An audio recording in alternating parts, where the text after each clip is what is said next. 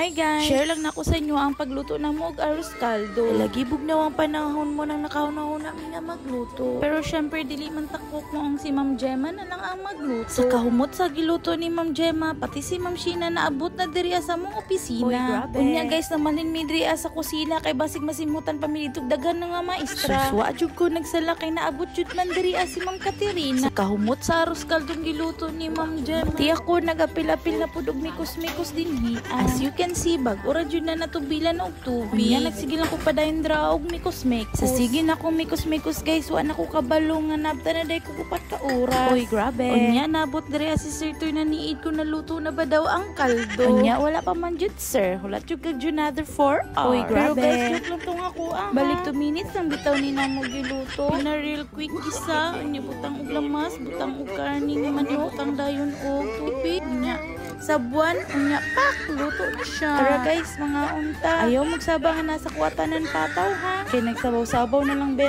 sila.